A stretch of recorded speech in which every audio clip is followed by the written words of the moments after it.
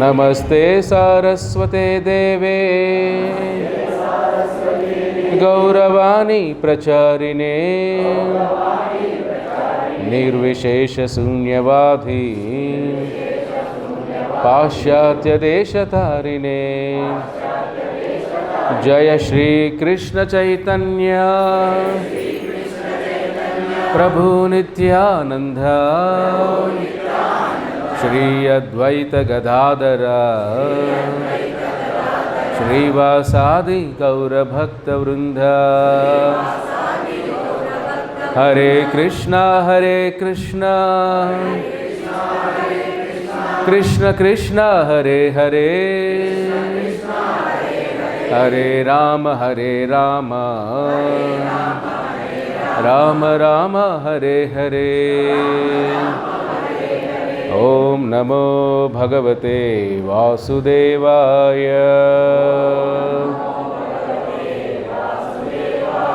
ओम नमो भगवते वासुदेवाय। ओम नमो भगवते वासुदेवाय। ओम अज्ञानतिमिरान्धस्य ज्ञानाञ्जनशलाकया चक्षुरुन्मिलितं येन तस्मै श्रीगुरवे नमः। श्रील प्रभुपाद की जय। हरे कृष्णा। పురుషోత్తమ మాసంలో మనం కొన్ని శ్లోకాలు తెలుసుకుంటున్నాం. ఈ పురుషోత్తమ యోగ భగవద్గీత 15వ అధ్యాయం, దాంట్లో మనకు 11-12 శ్లోకాల వరకు కొన్ని తెలుసుకున్నాం. ఇవి చాలా ముఖ్యమైన శ్లోకాలు ఇవి కూడా. అందరూ చెప్పండి. ఏతంతో యోగినశైనం పశ్యంతి ఆత్మని అవస్థితం యతంతోపి అకృతాత్మానో నైనం పశ్యంతి అచేతసః. ఇది చాలా ముఖ్యమైన శ్లోకం. ఇది స్వామి అంటున్నారు యతంతో, మళ్ళీ చెప్పండి. యతంతో యోగినశైనం పశ్యంతి ఆత్మని అవస్థితం యతంతోపి అకృతాత్మానో నైనం పశ్యంతి అచేతసః. దాని మీనింగ్ ఎవరైనా చదవండి. ఆత్మానుభూతిలో నెలకొన్నట్టి యత్నశీలురైన యోగులు దీనంతటినీ స్పష్టముగా చూడగలగరు. కానీ అచేతసులు ఆత్మానుభూతిలో నెలకొని వారు ప్రయత్నించినప్పటికీ ఏమి జరుగుతుందో చూడలేరు. చాలా ముఖ్యమైన శ్లోకం ఇది. పురుషోత్తమ యోగంలో కూడా 15వ అధ్యాయం 11వ శ్లోకం. అందరికీ బుక్కులున్న వాళ్ళు చదవండి. మీరు చదివి ఉంటారేమో. ఆత్మానుభూతితో నెలకొన్నట్టు యత్నశీలులైన యోగులు దీనినంతా స్పష్టంగా చూడగలుగుతారు. కానీ మనస్సు ఎదగని వారు, ఆత్మానుభూతితో నెలకొని వారు ప్రయత్నించినప్పటికీ ఏమి జరుగుతున్నదో చూడలేరు. సో ఈ ప్రపంచాన్ని ఎలా చూడాలో స్వామి చెప్తున్నారు ఇక్కడ. యతంతో యోగినశైనం. ఫస్ట్ మన యోగి లాంటి భావం, ఆ స్థితిని పొందాలి ప్రపంచాన్ని మనం చూడాలంటే. యతంతో యోగినశైనం పశ్యంతి ఆత్మని అవస్థితం. ఏమేం జరుగుతుందో ప్రకృతిలో అది అవగాహన చేసుకోవాలంటే కళ్ళతో చూస్తే అర్థం కావు. అదే స్వామి అంటున్నాడు ఇక్కడ. యోగి ప్రపంచాన్ని జ్ఞానంతో చూస్తాడు కాబట్టే ఈ ప్రపంచం అర్థమవుతుంది. అర్థమవుతుందో? అందరూ చూసి ఒకే ప్రపంచమే. సాధువులు ఉన్నది ఇదే ప్రపంచంలోనే, దేవతలు ఉన్నది ఇదే ప్రపంచంలోనే, అసురులు ఉన్నది ఇదే ప్రపంచంలోనే. అందరికీ వేరే వేరేగా ఉన్న పంచభూతాలు ఉన్నాయా? అందరికీ పంచభూతాలు ఇవే. అందరూ అదే గాలి పీల్చాల్సిందే, అందరూ అదే ఆకాశం కింద ఉండాల్సిందే, అందరూ అదే ప్రకృతిలో ఉండాల్సిందే. కానీ ఏ విధంగా మనం స్వభావం, ఒక్కొక్క స్వభావాన్ని బట్టి ఒకరు విధంగా రెస్పాండ్ అవుతారు. ఇక్కడ పరిస్థితులు ఎప్పుడు అందరికీ ఒకటే ఉంటాయి, కానీ ఆ పరిస్థితులు ఎలా మనం రియాక్ట్ అవ్వాలి, వాళ్ళకు ఆధ్యాత్మిక మెచ్యూరిటీ అంటే ఒక స్పిరిచువల్ ఆధ్యాత్మిక చింతన, ఆధ్యాత్మిక గుణాలు ఎంత అద్భుతంగా ఉంటే దానికి తగినట్టు పరిస్థితులు బట్టి నడుచుకుంటారు. అవునా కదా? అందరికి ఒకటే సమస్యలు వచ్చినా ఆ సమస్యని మనం ఎలా ఎదుర్కోవాలి, ఒక్కొక్కరికి వే ఆఫ్ థింకింగ్ ఉంటుంది, ఆలోచన విధానం వేరే విధంగా ఉంటుంది. అవునా కదా? కాబట్టి ఈ ప్రపంచంలో ఉన్నప్పుడు సాధువులు ఇదే లోకంలో ఉన్నారు, అసురులు ఇదే లోకంలో ఉన్నారు. అవునా కదా? అంతెందుకు, రావణుడు ఒకే ఇంట్లో ఉన్నాడు, విభీషణుడు అదే ఇంట్లో ఉన్నాడు. కానీ రావణుడి యొక్క స్వభావం ఎలా ఉంది, విభీషణుడి స్వభావం ఎలా ఉంది? ధృతరాష్ట్రుడు ఒకే ఇంట్లో ఉన్నాడు, వాళ్ళతో పాటు విదురుడు అక్కడే ఉన్నాడు. కానీ విదురుడి భావం ఎలా ఉంది, ధృతరాష్ట్రుడి భావం ఎలా ఉంది చూడండి. విదురుడు ప్రతి సమస్యని ఆధ్యాత్మిక కోణంలో ఆలోచన చేసేవాడు. జ్ఞాన చక్షు, ప్రపంచాన్ని అతను భక్తి ద్వారా చూసేవాడు. దుర్యోధనుడు ప్రపంచాన్నంతా లోభంతో చూసేవాడు. అదే ప్రపంచమే, కానీ చూసే విధానం వేరు. అదే స్వామి అంటుండే అంత అద్భుతం చెప్తాడు కృష్ణుడు ఇక్కడ. యతంతో యోగిన శయనం పశ్యంతి ఆత్మని అవస్థితం యతంతోపి కృతాత్మానో నైనం పశ్యంతి అచేతసః. అచేతసః ఈ జ్ఞానం లేని వాళ్ళు. చేతసః అంటే జ్ఞానం, చైతన్యం. చేతసః అంటే చైతన్యం, జ్ఞానం. అచేతసః అంటే ఆ జ్ఞానం లేనివారు, అటువంటి మనస్సు లేనివారు, అటువంటి జ్ఞానం లేనివారు, వాళ్ళు ఈ ప్రపంచాన్ని వేరే విధంగా చూస్తారయ్యా, వాళ్ళకి అర్థం కాదు. ఇది అర్థమవుతుందా? ఎక్కడైనా ప్రపంచ విధానం ఇదే కదా. మనం చూసే ప్రతి పనిలో ఆ పని తెలిసిన వాళ్ళకే అది సరిగా చూడగలుగుతారు. అవునా? ఇప్పుడు కన్స్ట్రక్షన్ చేసేవాళ్ళు ఆ మెటీరియల్ చూసి చెప్పగలుగుతారు, ఈ మెటీరియల్ విలువ ఏమిటి, ఇది ఫేకా ఒరిజినలా. అవునా కాదా? ఏదైనా కూడా ఏ పనిలో నిష్ణాతులైన వాళ్ళు ఒక ఎక్స్పర్ట్ స్కిల్స్ తెలుసుకున్నప్పుడు ఇది మనకి ఆ ఫీల్డ్లో ఏది కరెక్ట్ ఉంది, ఏది తప్పు తెలుసుకోగలుగుతారు. అవునా కదా? ఇప్పుడు మమ్మల్ని అడుగుకొని మేము చెప్పేయగలుగుతాం ఎవరు దొంగ బాబాలు కాదు అని. మీరు అనుకోండి, ప్రభు అందరూ సాధువులే, అందరు నామాలు పెట్టేంత వరకు మనం నమ్మం. అర్థమవుతుందా? ఎవరో నామాలు పెట్టి ముంచేస్తే అప్పుడు మీరు చెప్పింది కరెక్టే ప్రభు. ఎందుకంటే ఆ ఫీల్ ఆ జ్ఞానంతో మీరు చూడరు కాబట్టి మీరేం చూస్తారు, కోరికలతో చూస్తారు వాళ్ళని. కొద్దిగా ఆశీర్వదించండి, ఆరోగ్యం వచ్చేయాలి, ఆశీర్వదించండి, కొద్దిగా అప్పులు తీరిపోవాలి, ఆశీర్వదించండి, కొడుకు పెళ్ళైపోవాలి, ఆశీర్వదించండి. వాళ్ళకి తెలియదు ఏమిటి, జన్మైశ్వర్య శృతాశ్రీభి ఏదమాన మదపుమాన్ నైవార్హత అభిధాతుం వై కించన గోచరం. భాగవత పురాణం చెబుతుంది, జన్మ పుట్టుకైనా, ఐశ్వర్యం డబ్బులైనా, పిల్లలైనా, సంపదైన, జ్ఞానమైన కర్మానుసారం వస్తాయి. దాన్ని ఎవరు మార్చలేరు. మీరు తెలియకుండా ఎవరికో అప్పగించద్దన్న జీవితాలన్నీ కూడా గుండు కొట్టేస్తారు. ఇక్కడ కలియుగం ఇది. అర్థమవుతుందా? ఎవరిని నమ్మి ఈ పనులు ఆ పనులు చేయొద్దండి. అంతే. కలియుగం అంటే ఏమిటి? ఇప్పుడంతా దొంగల ముఠా ప్రపంచం ఇది. అలీబాబా దొంగల సినిమా ఇప్పుడు ఉండేది అప్పట్లో. అర్థమవుతుందా? అందరూ అలీబాబా దొంగలే కలియుగం అంతా. ఎవడు ముంచేస్తాడో తెలియదు. అర్థమవుతుందా? కలియుగం అంత అతి భయంకర యుగం ఇది. ముందంటే సాధు అనేవాళ్ళు అంటే ఒక దైవ గుణాలతో దైవత్వం కోసం అన్ని త్యాగాలు చేసి ఆ ధర్మం కోసం నిలబడి ఎన్నో వైరాగ్యంతో ఉండేవాళ్ళు. ఈ కలియుగం రాను ఏమవుతుంది, భక్తి ఆధ్యాత్మికం ఒక బలహీనం అయిపోయింది. అంటే మోసం ఎందుకు చేస్తున్నారు ప్రజలు?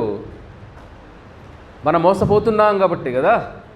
ఇప్పుడు మోసపోయే లేదంటే ఎవరైనా మోసం చేస్తారా? మా దగ్గరికి వచ్చి నేను ఈ దైవాంశ సంభూతుందంటే నమ్ముతాం. మేమల్ని రూమ్లో కూర్చొని పెట్టి వాళ్ళు ఏడిపిస్తాం కాసేపు. అర్థమవుతుందా? బయటకు వచ్చి ఏడవాలి, ప్రభుజీ నేను దైవ సముద్రం అంశే కాదు అసలు నేను. అర్థమవుతుందా? ఎందుకు? ఆ జ్ఞానంతో, భగవద్గీత జ్ఞానంతో వాడిని దారిలోకి తీసుకురావాలి. ఏమే దైవ సముద్రుడా నువ్వు? మీరు ఊరికి వచ్చేవారు గుడారం మీద ఆశ్రమం పెట్టారనుకోండి ఇక్కడ, మీరే వెళ్తారు గొర్రెలాగా చలో చలో ఆదివారం అయితే చలో చలో, స్వామి ఆశీర్వదించి ఒడుకో వైరల్ చేస్తాడు అనుకో, స్వామి ఆశీర్వదించాడు నాకు ఉద్యోగం వచ్చేసింది, ఇంకంతే. ఆ స్వామిని మళ్ళీ ఎక్కడో పెట్టేస్తాం, కొండ మీద పెట్టేస్తాం, ఏడుకొండల కంటే కూడా ఈయన గొప్పడు అనేస్తాం కూడా. ఇది కలియుగ ప్రభావం ఇలా ఉంటుంది. కాబట్టి మనం చూసే విధానం మారాలి. కాబట్టి ప్రపంచాన్ని గీతా జ్ఞానంతో చూడాలి. అప్పుడు ఎవరు సాధువులు, ఎవరు భక్తిలో ఉన్నవాళ్ళు, వాళ్ళ గుణాలు ఏమిటి, లక్షణాలు ఏమిటి, వాళ్ళ జీవితంలో వైరాగ్యం ఏముంది, వాళ్ళ జీవితంలో వాళ్ళ పొద్దున్నుంచి వాళ్ళు అలవాట్లు ఏంటి, వాళ్ళు పొద్దున్నుంచి ఏం చేస్తున్నారు, వాళ్ళు అవన్నీ అవసరం లేదా మీకు? ఊరికే ఒక క్లాస్ వినేసి అయిపోతుందా? తప్పకుండా కొట్టేసావా, భలే అద్భుతం అన్న, గుండెలంతా పొంగిపోయినా అసలు. ఇంకా కాసేపు వెయిట్ చేసి తప్పకుండా కొట్టి దాంతో ఆగిపోతున్నాం మనం. అందుకే మోసపోతున్నాం. మీరు ఎవరైతే ప్రవచనాలు వింటారో వాళ్ళ జీవితం తెలుసుకోవాలి మీరు. వాళ్ళ పొద్దున్న నుంచి రాత్రి వాళ్ళ జీవితం ఏమిటి? విష్ణు కృష్ణార్పిత ప్రాణ, పొద్దున్న నుంచి వాళ్ళు కృష్ణుడి కోసం అర్పణ చేశారా, అది చూడాలి కదా. ఇప్పుడు టైంపాస్ డాక్టర్ తిరిగి వెళ్తారా, డాక్టరే వృత్తిగా తీసుకుని తిరిగి వెళ్తారా? వాడు ఎప్పుడో టైంపాస్ చూస్తాడా? ఎప్పుడో వచ్చేసేపు రాత్రి 10 గంటలకు వచ్చేటప్పుడు టైం ఉంటుంది, అప్పుడు చూస్తాలే, అంతా వేరే పనులు చేస్తూ ఉంటాను నేను. వెళ్తారా డాక్టర్ దగ్గరికి మీరు? చెప్పండి. ప్రైమరీ ఫీల్డ్ అదే ఉండాలా అంటే పొద్దున్న నుంచి అదే చింతనలో ఉండాలి. ఏ ఫీల్డ్ అయినా కూడా ఆ జ్ఞానం వేరే. కాబట్టి కలియుగంలో ఎందుకు మోసపోతున్నారంటే కలియుగంలో ఆధ్యాత్మిక జ్ఞానం చాలా తక్కువ. చెప్పినాం కదా, కామభక్తి ఎక్కువ. పొద్దున వినుంటే చాలామంది వినుంటారు పొద్దున్న క్లాసులో, కామ భక్తి ఎక్కువ. కామభక్తి ఎక్కువ ఉన్నప్పుడు ఏమవుతుంది? కామం ఉన్నప్పుడు ఏం చేస్తుంది? కళ్ళు మూసేస్తుంది. కళ్ళు మూసేస్తే ఏమవుతుంది? అందరూ దేవుళ్ళు, అందరూ ఒకటే, అన్ని నదులు ఒకే సముద్రానికి వెళ్తాయంటాం. ఆ విచక్షణ జ్ఞానాన్ని కోల్పోతాం. డిస్క్రిమినేటింగ్ ఎబిలిటీ అంటే విచక్షణ జ్ఞానం, ఏది తప్పు రైట్ తెలుసుకోలేకుండా మోసపోతాం. నిన్న ఒక న్యూస్ వచ్చింది, ఒక ఆవిడ 50 లక్షలు నష్టపోయింది. ఒక ఆవిడ 50 లక్షలు నష్టపోయింది. ఆవిడ 50 లక్షలు ఎవరినో నమ్మింది, పెళ్లి చేసుకుంటాడు అని వాడు నమ్మించాడు. 50 లక్షలు పోగొట్టుకునేసింది. మళ్ళీ పోలీస్ స్టేషన్లో కంప్లైంట్ చాలా ఇవ్వలేదు, చాలా రోజుల తర్వాత ఆలోచన చేసి ఇచ్చింది. పని మనిషి ద్వారా ఇప్పించింది ఆవిడ కంప్లైంట్ కూడా. ఆవిడ ఇవ్వలేదు డైరెక్ట్గా. ఇన్వెస్టిగేషన్ తెలిస్తే ఆవిడ ఎవరంటే ఆవిడ జడ్జి. ఆవిడ మోసపోయింది ఎవరు? అర్థమవుతుందా? జడ్జే డైరెక్ట్ కంప్లైంట్ పరువు పోద్దేమో అని ఆవిడ పని మనిషిని దగ్గర ఇప్పించింది. డబ్బులు పోగొట్టాను. పోలీసు ఇన్వెస్టిగేషన్ చేస్తారు కదా, డబ్బులు ట్రాన్సాక్షన్ ఎవరి దగ్గర వెళ్ళాయి? అన్నీ కూడా జడ్జి దగ్గరికి వెళ్ళాయి. ఏం తల్లి నీదేనా? నేనే నాయన, పరువు పోద్దేమో అని. చూసారా, ఒక జడ్జి స్థానంలో ఉన్న ఆవిడ కూడా, జడ్జి అంటే ఎవరు? జడ్జిమెంట్ ఇచ్చేవాళ్ళు. జడ్జిమెంట్ ఇచ్చేవాళ్ళే మోసపోతే కలియుగ ప్రభావం ఇది.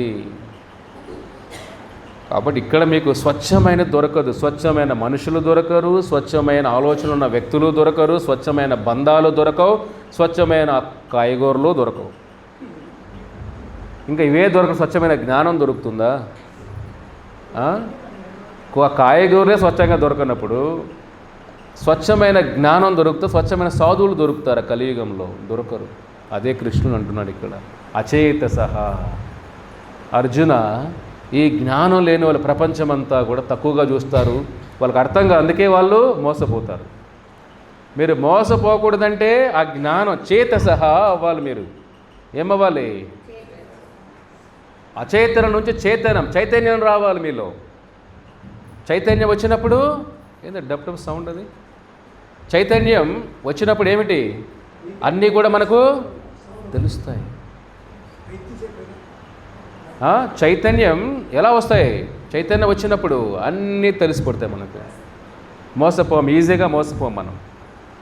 అర్థమవుతుందా? కాబట్టి ఇప్పుడు మనం గ్రహించాల్సింది ఏమిటి? ఆ చైతన్యం ఎలా సంపాదించుకోవాలి, ఆ జ్ఞానం ఎలా సంపాదించుకోవాలి, అప్పుడు మనం మోసపోం. అవునా కాదా? ఇప్పుడు ఒక నకిలీ వస్తువు తెలుసుకునే జ్ఞానం వచ్చిందనుకోండి, నెక్స్ట్ మీరు టెస్ట్ చేస్తారు కదా, ఇది నకిలీనా కాదా అని. అప్పుడు ఇది కరెక్టే, మోసపోం. కాబట్టి ప్రపంచమంతా కూడా మనం ఏది ప్రేమ బంధాలు అనుకుంటామో అది కూడా ఏమిటి? అచేతసః. ఓ నా కుటుంబమే నా ఆస్తి, అచేతసః.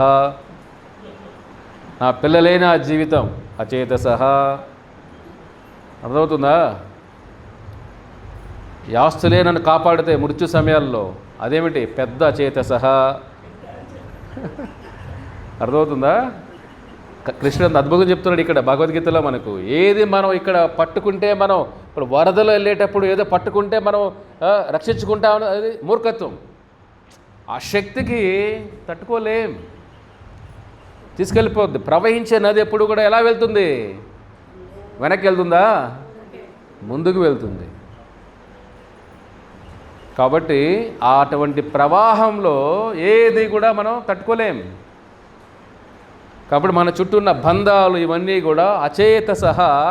మనం ఎంత ప్రయత్నం చేసినా, కృష్ణుని వైపు ధ్యానం పోవాలని ప్రయత్నం చేసినా చాలా కష్టం. అందుకే భక్తుల సాంగత్యంలో ఉంటే ఆ అవకాశం ఉంది. ప్రతి పనిలో కృష్ణుని చూసి అవకాశం నేర్చుకోవాలి మనం. ప్రతి కష్టంలో కృష్ణుని చూడాలి, ప్రతి సుఖంలో కృష్ణుని చూడాలి.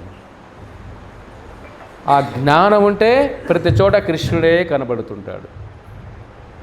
పాండవుల కష్టాల్లో కృష్ణుడే, సుఖంలో కూడా కృష్ణుడే. మన కష్టాలు మాత్రమే కృష్ణుడు కనపడతాడు, సుఖాల్లో మనమే కనపడతాం. అలా కాదు, సుఖాల్లో కూడా కృష్ణుడే కనపడాలి. అందుకే భక్తుడికి ఏమిటి? సుఖాలు దుఃఖాలకు అతీతంగా ఎందుకు ఉంటాడంటే, సుఖంలో అయినా కృష్ణుడే, దుఃఖంలో అయినా కృష్ణుడే. కృష్ణుడు లేకుండా జీవితమే లేదే. కాబట్టి ఏది ఆశిస్తే ఏది ఆశించం. కాబట్టి దీంట్లో ఒక అద్భుతమైన శ్లోకం వస్తుంది. ఈ శ్లోకానికి అనుగుణంగా అర్థం చేసుకోవాలంటే మీరు జీవితంలో ఇది మంచి అద్భుతమైన శ్లోకం. రూపగోస్వామి అని గొప్ప ఆచార్యులు రాస్తారు. అర్థమవుతుందా? ఈ 5 పావర్గ అని అంటాం. పావర్గ. ఈ 5 మనం తెలుసుకున్నామంటే జీవితంలో ఎట్లా మనం ఈ తట్టుకొని వచ్చిన వాడే వైకుంఠం చేరుకుంటాడు. ఆ పిల్లలు స్నేక్గా పిల్లలు గేమ్ ఆడుతూ ఉంటారు, చూస్తుంటారా మీరు? ఇది కాయిన్స్ అలా వేసి దాన్ని ఏమంటారు? దాని గేమ్ని ఏమంటారయ్యా? వైకుంఠ పాలనేమా? ఒకటి చెప్పండి, అందరూ చెప్పేస్తారు. ఇది బాగా ఆడేటారు, ఆ రోజు ఆడతారేంటి మీరు? అందరూ ఇంతమంది ఒకేసారి చెప్పేస్తున్నారే. వైకుంఠ పాలి, వైకుంఠ పాలి. బాగా నిష్ణాతులు ఉన్నారు అందరూ. మీరు రోజు ఆడతారా? భార్య భర్తలు ఇద్దరు కలిసి టైం ఉన్నప్పుడంతా చెప్పండి. వైకుంఠ పాలి. అక్కడ వైకుంఠం ఉందా? పాము కాటేసి ఎక్కడ పోతున్నాం మనం? కిందకే వస్తాం. కరెక్ట్. అలాగే జీవితం కూడా మంది. కానీ ఒక తోక రెండు ప్రతిరోజు జన్మజ ఇదే వైకుంఠ పాలేనా? వైకుంఠ పేరు ఎందుకు పెట్టారు అర్థం కావటం నాకు. వైకుంఠం పైన ఉంది కదా, ఏ పాముతో ఆట వైకుంఠం అంటామా? తప్పించుకొని రావాలని. అది అచ్చా, అవన్నీ తప్పించుకున్నా మీరు గేమ్లో తప్పించుకుంటారు, కానీ లైఫ్లో తప్పించుకోవట్లేదే మీరు. గేమ్లో గెలుస్తున్నారు కానీ జీవితంలో ఓడిపోతున్నారే. మీరు గేమ్లో ఓడిపోయినా జీవితంలో గెలవాలి కదా. ఈ సత్సంగాలు ఎందుకంటే వైకుంఠం చేరుకోవడానికి సత్సంగాలన్నీ అర్థమవుతుంది. ఇక్కడ తప్పించుకోవడానికి సత్సంగాలన్నీ కూడా. అప్పుడు ఈ అద్భుత శ్లోకం నేర్చుకోనిది పావర్గం గురించి. పరాభవం ఫేనిలా వక్త్రతం చ బంధం చ భీతిం చ మృతిం చ కృత్వా పావర్గ దతాపి శిఖండ మౌలే త్వం శత్రావనం అపవర్గదోసి. రూపగోస్వామిని భక్తి రసామృత సింధు అద్భుతమైన శ్లోకం చెప్తారు ఈ తగినట్టుగా. శ్లోకం ఏమిటంటే, పరాభవం ఫేనిలా వక్త్రమం చ బంధం చ భీతిం చ మృత్యుం చ కృత్వా పవర్గదతాపి శిఖండ మౌలే త్వం శత్రావనం అపవర్గదోసి. చూడండి, పా వర్గం ఇది నేర్చుకోండి. యూత్లో కూడా పొద్దునేదే మైండ్లో పెట్టుకోవాలి. పా వర్గం పా ఫా భా భా మా పప్పా బబ్బా స్కూల్కి వెళ్ళిపోయారు ఇప్పుడు అంతా మీరు కదా. ఇది భాగవతం చెప్తుంది ఈ వాక్యం. పా వర్గం అంటే ఏమిటి, అపవర్గం ఏమిటండి. ప ప బ మా. ప అంటే పరిశ్రమ, పరాభవం. ఫ అంటే ఫేలిన. భ అంటే బంధ. భ అంటే భయ.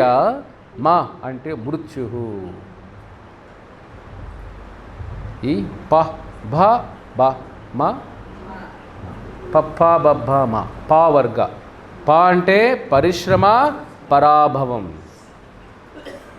ఫ అంటే ఫెయిలిన. భ అంటే బంధ. భ అంటే భయం. మా అంటే మరణం ఆర్ మృత్యు. ప్రతి ఒక్కడి జీవితం పావర్గంలోనే గడిచిపోతుంది. అర్థమవుతుందా? ఈ 5 ఈ పావర్గాన్ని తప్పించుకునేవాడే మోక్షాన్ని చేరుకుంటాడు, వైకుంఠం పొందగలుగుతాడు. కాబట్టి పా అంటే పరిశ్రమ ఆర్ పరాభవం. పరిశ్రమ అంటే ప్రతి ఒక్కడు కష్టపడుతున్నాడు. ఇక్కడ అతిగా ఉగ్రకర్మ చేస్తుంటారు కూడా. అర్థమవుతుందా? పా అంటే పరిశ్రమ.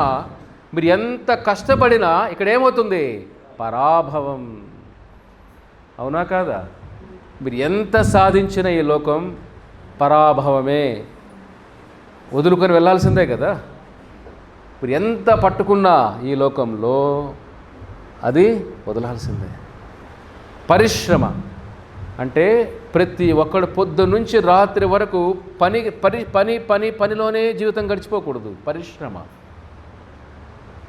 పరిశ్రమలు పెడుతూ ఫ్యాక్టరీలో కష్టాలు పడుతుంటాం, ఇంట్లో కష్టాలు పడుతుంటాం.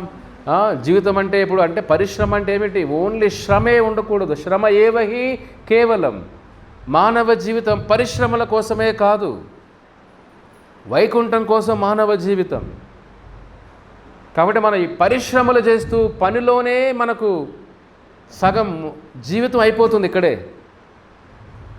ఆ కష్టపడే విధానంలో జబ్బులు వస్తాయి ఫ్రెండ్స్ లాగా. అవునా కాదా? ఆ పరిశ్రమలే కదా. ఎక్కువ కూర్చున్నా జబ్బులు వస్తాయి, ఎక్కువ పని చేసినా జబ్బులు వస్తాయి. అవునా కాదా? ఎక్కువ కూర్చుంటే ఒబిసిటీ, ఎక్కువ లావ్ అయిపోతాం. ఎక్కువ పని చేస్తే ఎనర్జీ డ్రింకులు తాగాలి. అర్థమవుతుందా? ఇక్కడ ఏది చేసినా భౌతిక ప్రపంచాల్లో ఎంత పని చేసి మీరు ఎంత సాధించినా పరాభవంతో ఎండ్ అయిపోతుంది అని చెప్తుంది భాగవతం. ఇక్కడ గొప్ప గొప్ప చక్రవర్తులు ఎక్కడికి వెళ్ళారు? పెద్ద పెద్ద కోటలు కట్టిన వాళ్ళు, పెద్ద పెద్ద నిధులు సంపాదించిన వాళ్ళు, వాళ్ళంతా ఎక్కడికి వెళ్ళారు? ఎముకలు అయిపోయారు భూలో సమాధిలోకి వెళ్ళి. అవునా కదా?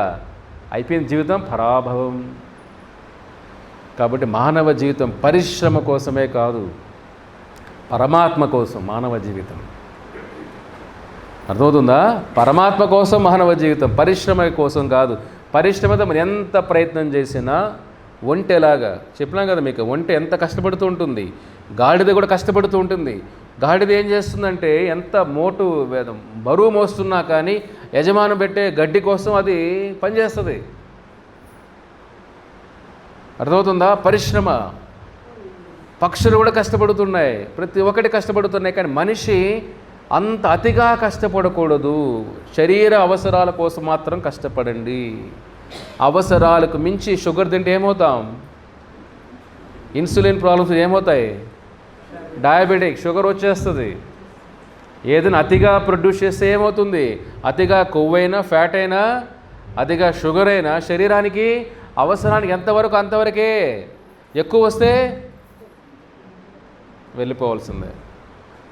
కాబట్టి మానవ జీవితం పరిశ్రమల కోసమే కాదు, పరమాత్మ కోసం. మన ఇక్కడ ఎంత కష్టపడి పెద్ద పెద్ద చక్రవర్తులు కష్టపడి వెళ్ళిపోయారు. అలెగ్జాండర్ నుంచి ఎక్కడ వాళ్ళందరూ కూడా బుక్కుల్లో వెళ్ళిపోయారు అంతే, చరిత్ర పుటల్లోకి, అంతేనా? కాబట్టి మానవ జీవితం మనం వృధా చేసుకోవద్దండి. శరీరం కోసమే పని చేయొద్దండి, అదే పరిశ్రమ. కానీ సృష్టి అంతా దీనికోసం పరిగెత్తు ఉంది. ఎందుకంటే పరిశ్రమ దానికి బెనిఫిట్స్ ఉంటాయి కదా. బెనిఫిట్స్ ఏమిటి? ధనం, పేరు, ప్రతిష్ట, ఖ్యాతి. అవునా కాదా? ఇవన్నీ లేకుండా ఎవరు కష్టపడతారా? రోజు కష్టపడి డబ్బులు ఇవ్వండి, ఎవరు కష్టపడతాడా చెప్పండి? 10 గంటలు కష్టపడయ్యా, డబ్బులు ఇవ్వం, ఏమైనా వస్తారా? పరిశ్రమ దేనికోసం? ధనం కోసం. ధనం దేనికోసం? పేరు కోసమే కాదు, ధనం కుటుంబం కోసం. అవునా కదా? కుటుంబం లేనివాడు కష్టపడతాడా? ఒక బ్యాచులర్, ఒక కుటుంబం, ఫ్యామిలీ మ్యాన్ ఎవరు ఎక్కువ కష్టపడతారు? వాడి ఫీజులు కట్టాలి, బాడుగు కట్టాలి, కరెంటు బిల్లు కట్టాలి. బ్యాచులర్ ఏముంది? లేదా గర్ల్ ఫ్రెండ్ పార్కులో కలుస్తాడు, వెళ్ళిపోతాడు, వాడికి బాడుగులో ఏమీ లేదు. 10 మంది ఒకే రూమ్లో ఉంటారు. కానీ ఫ్యామిలీ, చదువులు, ఇన్సూరెన్స్లు ఎన్ని కట్టాలి వాడు? ఎక్కువ కష్టపడేది ఎవడు? బరువు మోయాల్సింది ఎవడు? కుటుంబం. కాబట్టి బంధం, ధనం బంధం కోసం. బంధాలు దేనికోసం? బంధాలు దేనికోసం? ఎందుకు పెళ్ళి? అందరూ పెళ్ళి అయినాయి కదా. తెలియకుండా పెళ్ళి అయిపోయిందా మీకు? తెలియకుండానే పిల్లలు, తెలియకుండా వాళ్ళ పిల్లలు వాళ్ళ పెళ్ళి కూడా చేశారు మీరు. బంధాలు దేనికోసం?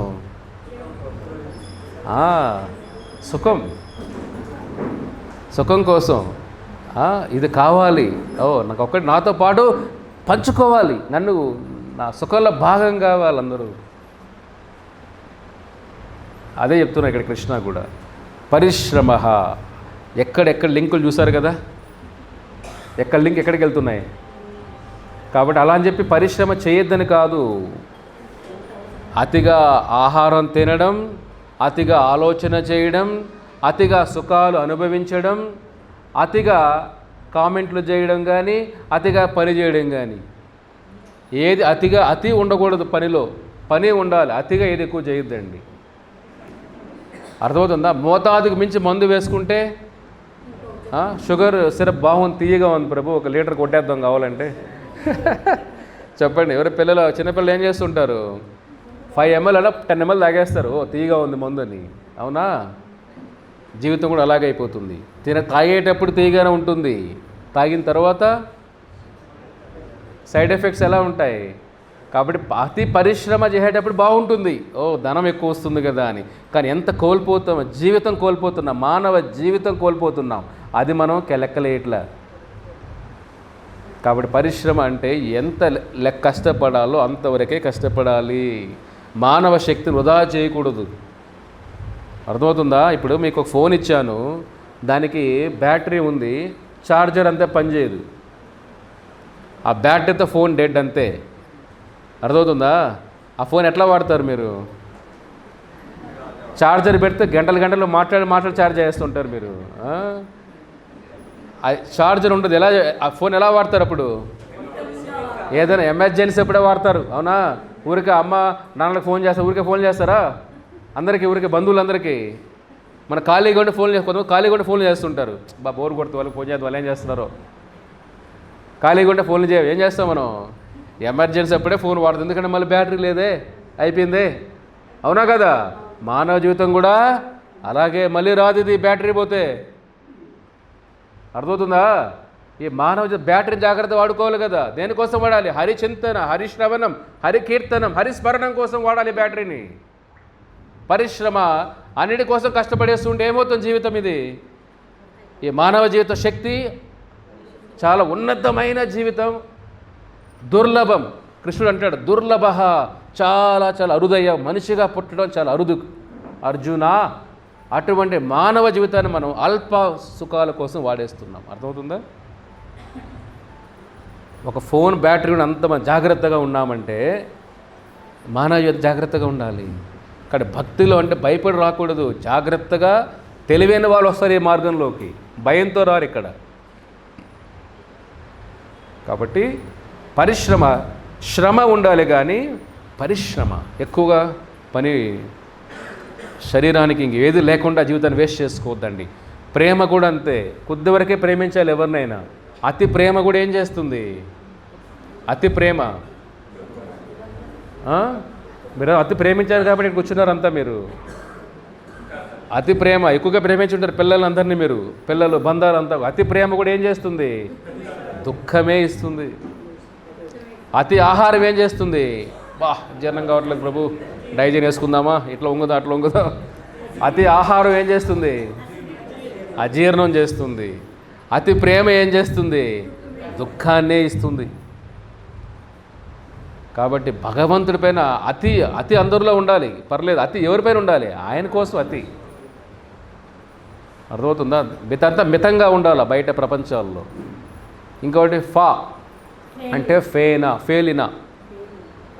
అంటే ఏమిటి అంటే ఫోమింగ్, అంటే ఇంగ్లీష్లో ఫోమ్ అంటారు, అంటే నురుగా. ఎక్కువ పని చేసి ఏమవుతుంది? అలసిపోతాం కదా. ఇప్పుడు గుర్రం కూడా పరిగెత్తి ఏమవుతుంది? అలసిపోతే నురుగు వచ్చేస్తుంది. అర్థమవుతుందా? జంతువులు ఎక్కువగా ఆయాసం ఎక్కువ పని చేసి ఏమవుతుంది? నురుగు వచ్చేస్తుంది. మనం కూడా అతిగా ఎక్కువ కష్టపడి ఏమవుతాం?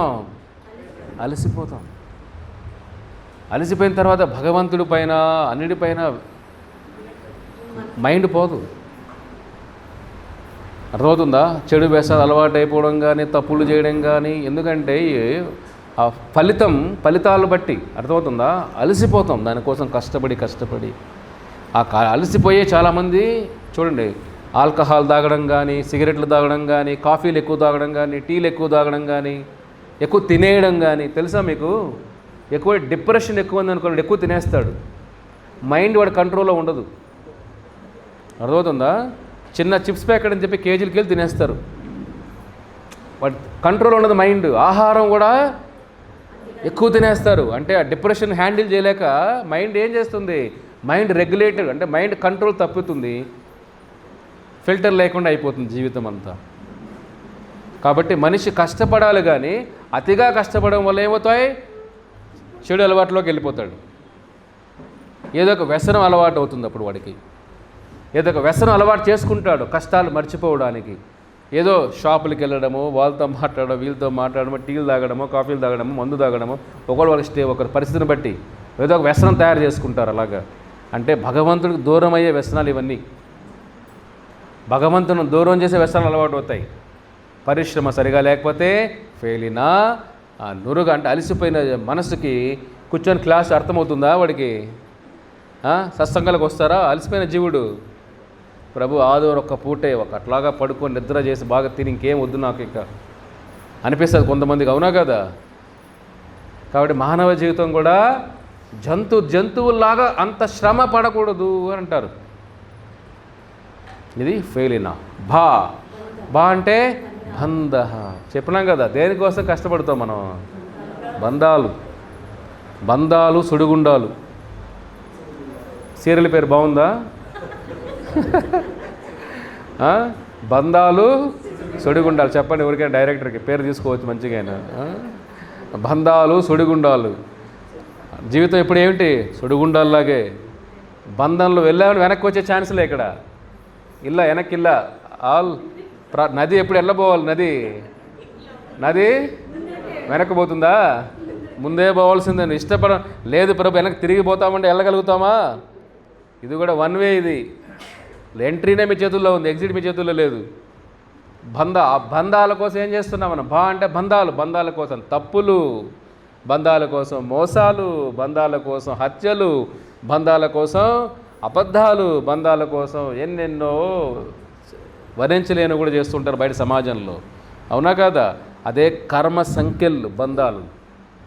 సుడిగుండాలంటే ఏమిటి? లోపలికి వెళ్తే బయట రాలేడు మళ్ళీ వాడు. అవునా? ఇక్కడ కూడా అంతే. బంధం లోపల వెళ్ళాడు అంత ఈజీగా బయట రాలేడు వాడు. అనుకున్నంత ఈజీ కాదు ఇక్కడ. ఎందుకంటే మాయా ప్రపంచం ఎలా కప్పేస్తుందంటే ఆ కష్టాలు కూడా బాగున్నాయనిపిస్తుంది మనకు. అర్థమవుతుందా? కష్టాలు కూడా పర్లేదు బాగానే ఉన్నాయి, రేపు సుఖం వస్తుంది. హోప్. ఈ బంధాలు ఏమంటే హోప్, నమ్మకం. రేపు బాగుంటుంది. ఒక హోప్తో నమ్మకంతో బతికేసి హోప్ ఉండాలి. ఇది కానీ మెటీరియల్ భౌతికంగా హోప్ మనం ఎంత నమ్మకం పెట్టుకున్నా పరాభవం.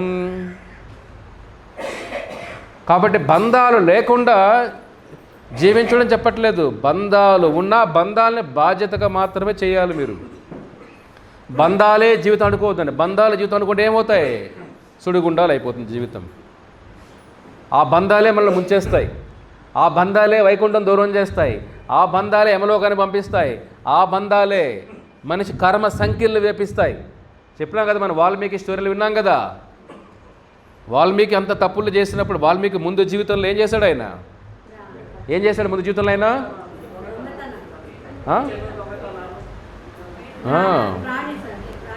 సాఫ్ట్వేర్ ఇంజనీర్ కాదు మాలాగైనా. ముందు ఏం చేసేవాడు ఆయన? ముందు అడవుల్లో వేటగాడు, దొంగతనాలు చేస్తూ వేటాడుతూ తప్పులు చేసేవాడు. అప్పుడు ఏమైంది? నారదముని అడుగుతారు కదా, ఓ ఏమయ్యా, వెళ్ళి మీ భార్య పిల్లల్ని అడుగు, ఇన్ని పాపాలు చేస్తున్నావు కదా, నువ్వు చంపేస్తున్నావు, దోచేస్తున్నావు, ఇన్ని పనులు చేస్తున్నావు కదా, ఇంటికి వెళ్ళి భార్య పిల్లల్ని అడుగు, రోజు ఇంత ధనం సంపాదిస్తున్నావు, తప్పులు చేస్తున్నావు కదా, వాళ్ళు నీ పాపాన్ని పంచుకుంటారు, అడుగయ్యా అని అంటాడు. ఎందుకు పంచుకోరు నారదముని? పంచుకుంటారు, వాళ్ళు రోజు తింటున్నారు, వాళ్ళు కృతజ్ఞత భావం ఉండదు వాళ్ళకి, నా పైన ఉంటుంది అంటాడు. సరే వెళ్ళి అడుగయ్యా అంటాడు. ఇప్పుడు వాళ్ళు ఆ పిల్లడు ఏం చేస్తాడు, ఆ వేటగాడు నారదముని తప్పించుకుంటాడు, చెట్టు గడ్డేస్తాడు, ఇలాగా ఉండి నేను వస్తాను అని వెళ్తాడు. ఇంటికి భార్యని అడుగుతాడు, పిల్లలు అడుగుతాడు, రోజు ఇంతంత తీసుకొస్తానని బాగా అనుభవిస్తున్నారు మీరు, ఎలా వస్తుంది తెలుసా మీకు? పాపాలు చేస్తున్నా, పాపాలంతా మీరు షేర్ చేసుకుంటారు కదా, ఇలా ఏమైంది మళ్ళీ? లేదండి, పాపాలు చేయడం పుణ్యాలు చేయడం అది మీ ధర్మం, మీ బాధ్యత, అది మాకెందుకు షేర్, మేము షేర్ చేసుకోం, మీ పాపాలు మీరే అనుభవించాలా అంటాడు. అప్పుడు ఆయన బలు వెలుగుతుంది. అప్పుడు నారద పరిగెత్త వస్తాడు, ఓ నా కళ్ళు తెరిపించారు స్వామి మీరు, నేను ఎవరైతే ఈ బంధాలే నా జీవితం అనుకొని ఈ బంధాల కోసమే నేను తప్పులు, హత్యలు, ఘోరాలు, మోసాలు అన్నీ చేస్తున్న ఈ బంధాల కోసం, ఈ బంధాలకు ఉన్నతమైన జీవితం ఇవ్వాలి, ఈ బంధాలు నేను అనుభవించే సుఖం కంటే కూడా ఎక్కువ అనుభవించాలి ఈ బంధాలు. అర్థమవుతుందా? కొంతమంది తినేదానికి టైం ఉండదు వాడికి, ఇంట్లో మాత్రం పిల్లల భార్య అంతా బిర్యానీ తింటూ ఉంటారు మంచిగా, వాడు ఇక్కడ కష్టపడుతూ ఉంటాడు. వాడేమనుకుంటా, నా కుటుంబం బాగుంటే చాలులే. ఇది మూర్ఖత్వం. ఇది ఇక్కడ ఆ వేటగాడు ఏమేం జీవితం అంత అయిన తర్వాత జ్ఞానం, ఓ నా పాపాలు ఎవరికీ భాగం లేదు, నేనే అనుభవించాలి. ఇప్పుడు కొంతమంది రాజకీయ నాయకులు అవ్వచ్చు, కొంత పవర్లో ఉన్న వాళ్ళు అవ్వచ్చు, లేదంటే అధికారం వేరే ఉన్న వాళ్ళంతా కూడా తప్పులు చేసి అక్కడ ఇక్కడ దోచేసి, అక్కడ ఇక్కడ స్కాములు అవి ఇవి చేసేసి ల్యాండ్ దోచేసి తరాల కోసం కోట్లు పోగొట్టేసి ఉంటారు. ఆ పాపాలు ఎవరు అనుభవించాలి? వాళ్ళే అనుభవించాలి. కానీ వాళ్ళకి ఒకటి సమస్య, దాంతో సరిపోదు, కుటుంబం ఒకటే షేర్ చేసుకోదు కదా. ఎవరైనా ఉన్నత పదవిలో ఉన్న వాళ్ళు మోసం చేస్తే, ఒక ఎమ్మెల్యే మోసం చేశాడు అనుకోండి, డబ్బులు, ప్రజల ట్యాక్సులు, ఒక నియోజకవర్గంలో 10 లక్షల మంది జనాభా ఉన్నారనుకోండి, 10 లక్షల మంది పాపాల్లో 6వ భాగం వెళ్తుంది ఎమ్మెల్యేకి, మటాష్. మళ్ళీ వెనక్కి వచ్చి ఛాన్స్ ఇలా యమలోకం నుంచి వాళ్ళు ఇంకా అర్థమవుతుంది. ఒక మంత్రి, ఒక ముఖ్యమంత్రి తప్పు చేశాడు అనుకోండి, రాష్ట్ర జనాభా ఎంతమంది? కోట్ల జనాభా, అన్ని కోట్ల ట్యాక్సులు కడుతున్నారు కదా ప్రజలందరూ కూడా. ఆ కోట్ల మంది జనాభా చేసిన పాపాలంతా, కోట్ల మందిలో 10 కోట్లు అనుకోండి, 10 కోట్ల జనాభా పాపాలన్నీ 6వ భాగం ఆ మంత్రికి వెళ్తాయి. వాళ్ళ చిట్టానే కాదు, మొత్తం ట్రాన్స్ఫర్ అవుతుంది, చిట్టాలన్నీ. అదే ఒక ప్రధానమంత్రి తప్పు చేశాడు అనుకోండి, దేశ జనాభా ఎంత? ఇంకంతే, యమలోకమే గతి, ఇంక వేరే ఛాన్సే ఇలా బయట రావడం వాళ్ళు. 100 కోట్ల జనాభా పాపాల భాగమంతా 6వ భాగం అతనికి వెళ్తాయి. అర్థమవుతుందా? ప్రకృతి ఎవరిని వదిలిపెట్టదు. పవర్ దేనికి? సేవ కోసం పవర్ దేనికోసం? సేవ కోసం పవర్. పొజిషన్ దేనికోసం? సేవ కోసం పొజిషన్స్. ఇవన్నీ మనం అనుభవించాలి. ప్రజల దగ్గర మనం వాళ్ళకన్నా స్మార్ట్గా అనుభవించేద్దాం, స్మార్ట్గా కొట్టేద్దాం, ఆ ల్యాండ్ కొట్టేద్దాం, ఈ ల్యాండ్ కొట్టేద్దాం, స్మార్ట్గా మనం పెద్దోళ్ళు అయిపోదాం, పెద్ద బంగాళాలు కట్టేద్దాం, మన పిల్లలకి తరతరాలకి కట్టేద్దాం అనుకుంటే వాడు ఇంకా జన్మలకి యమలోకంలోనే ఉంటాడు. ఈ పాపాలన్నీ తీసుకొని వెళ్ళి వాళ్ళు ఎవరు వాడితో పిల్లలు పాపాలు షేర్ చేసుకుంటారా? చేసుకోరు. ఇది ఆ తర్వాత ఆయన వాల్మీకి అయ్యాడు, రామనామం జపం చేసి. అర్థమైందా? కాబట్టి బంధాలు మనం వదిలినప్పుడే వాల్మీకి లాంటి గొప్ప మహాభక్తులు అవుతాం. బంధాలు వదలడం అంటే బయట వదలడం కాదు, లోపల వదలండి ఫస్ట్. ప్రభు చెప్పారు, రేపు వచ్చి బంధాలు వదిలేసి వెళ్ళిపోతాం, మేము ఎక్కడో బ్యాగ్ పెట్టుకొని ఏటీఎం కార్డు పెట్టుకొని అట్లాగా యూపీఐ పేమెంట్ పెట్టుకొని వెళ్ళిపోతాం ప్రభు రేపు, అలాగా విహారాత్రికి వెళ్ళిపోతాం అనుకోవద్దండి. బంధాలు బయట వదలడం కాదు, లోపల వదలాల. ఎందుకంటే ఆ వ్యామోహం ఎక్కడ రావాలి? ఏదైనా ఒక వ్యసనం పోగొట్టాలని బయట వదలాలి కాదు, లోపల కదా వ్యసనం పోవాల్సింది. ఒక చెడు అలవాట్లు పోవాలనుకోండి, ఎక్కడ పోవాలి? మార్పు ఎక్కడ రావాలి? అదే మీరు భక్తులైన తర్వాత మీకు ఎవరైనా ఒక డెడ్ బాడీని ఇచ్చారనుకోండి, ఒక చికెన్ బిర్యానీ పెడితే తింటారా మీరు? మార్పు అది దాని ముందు తినేవాళ్ళు ఉండొచ్చు, కానీ మార్పు ఎక్కడ వచ్చింది వాళ్ళకి? లోపల. సిగరెట్ లోపల అది విషయం. అది ఒకటి విషయం అనే భావన ఎలా, విషయం పైన విషయం అనే భావన ఎలా వస్తుంది? లోపల మార్పు రావాలి. కాబట్టి ఆధ్యాత్మిక జీవితం అంటే లోపల మార్పు వచ్చినప్పుడు అన్నీ బయటపడిపోతాం. మనం అవి ఇంపాక్ట్ ప్రభావం చూపచ్చు, మన పైన ప్రభావం చూపవు అవన్నీ కూడా. కాబట్టి బంధాలు పైన వ్యామోహం, లోపల వైరాగ్యం లోపల రావాలి ఫస్ట్, బయట రావడం కాదు. కోపం వచ్చినప్పుడు నేను వదిలేస్తా, నేను వెళ్ళిపోతా. ప్రభువులు చెప్పారు సండే క్లాసులో బంధాలు వదిలేమని చెప్పారు. అలా అని చెప్పి వెళ్ళిపోద్దండి. మళ్ళీ కోపం తగ్గినాక మళ్ళీ ఇంటికి వెళ్తారు మీరే పిల్లిలాగా. అర్థమవుతుందా? ఎందుకంటే అది కోపంతో వదిలేసిన బంధాలు అవన్నీ. మళ్ళీ కోపం ఎంతసేపు కోపం అలాగే ఉంటారా మీరు? తర్వాత ఆకలి వేస్తుంది, అయ్యో పొద్దున ఊరికే అనేసి ఒక మాట ఏదో సరలే వెళ్ళా. ఎందుకు ఇవన్నీ?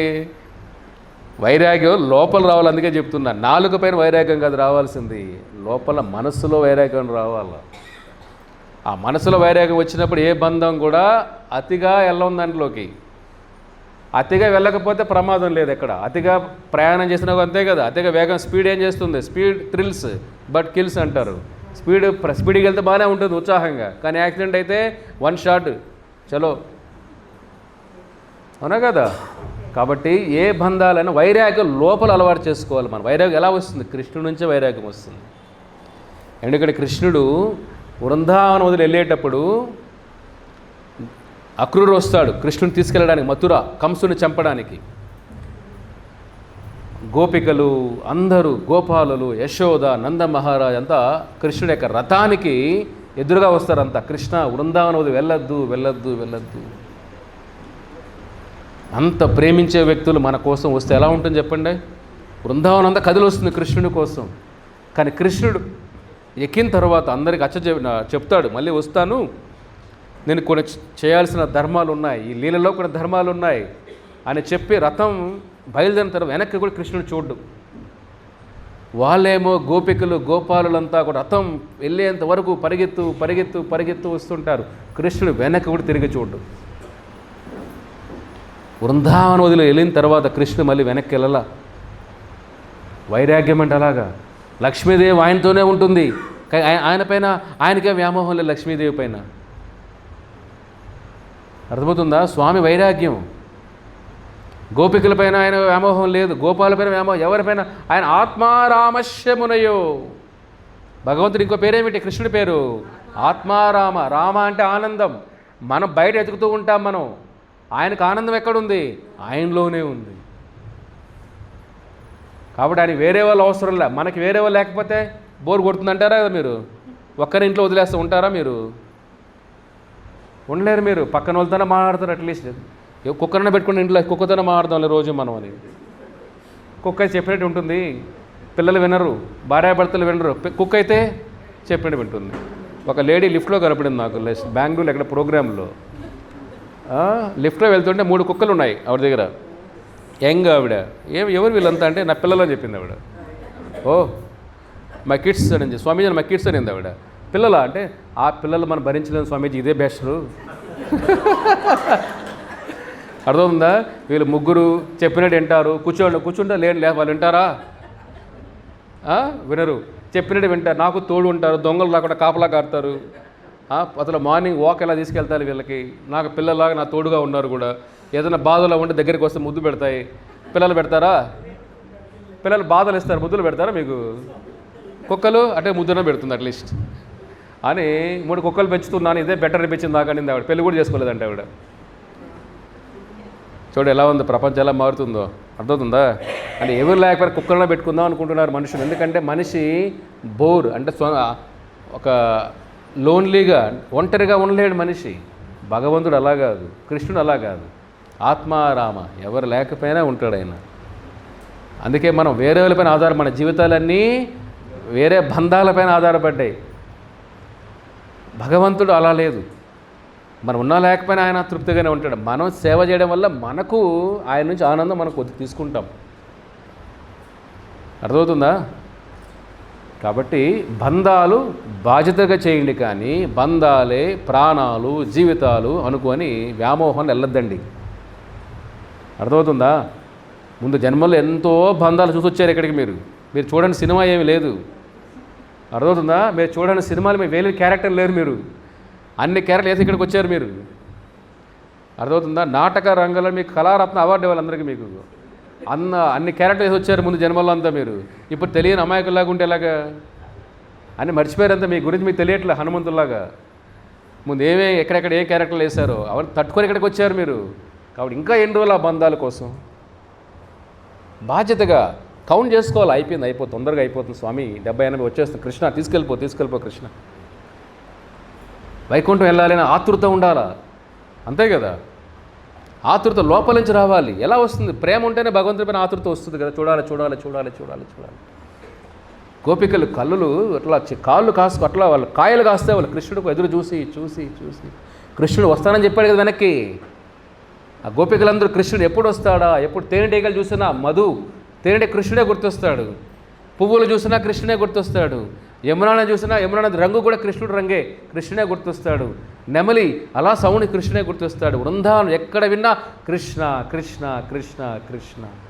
ఆ స్మరణలో ఉంటారు వాళ్ళు బంధాలు, వాళ్ళకు ఫ్యామిలీలు, వాళ్ళకి పిల్లలు ఉన్నారు. వాళ్ళంతా బ్రహ్మచారులేం కాదు, వాళ్ళ ఫ్యామిలీలు ఉన్నాయి. కానీ భావనంతా కృష్ణ భావన. ఆ పనులు చేస్తూ కూడా వంట చేసేటప్పుడు కూడా నా కృష్ణుడు ఏం చేస్తున్నాడో, ఎలా ఏమున్నాడు, ఏం తిన్నాడో నా స్వామి, ఈ భావన చూడండి. అప్పుడు గోపికలు అంటారు, బ్రహ్మ ఏమి సృష్టి అయ్యా అనేది, నీ సృష్టి అంతా కూడా కరెక్ట్గా లేదు. ఎందుకు కరెక్ట్గా లేదు సృష్టి? గోపికలు కోపంగా బ్రహ్మదేవుని తిడుతారు.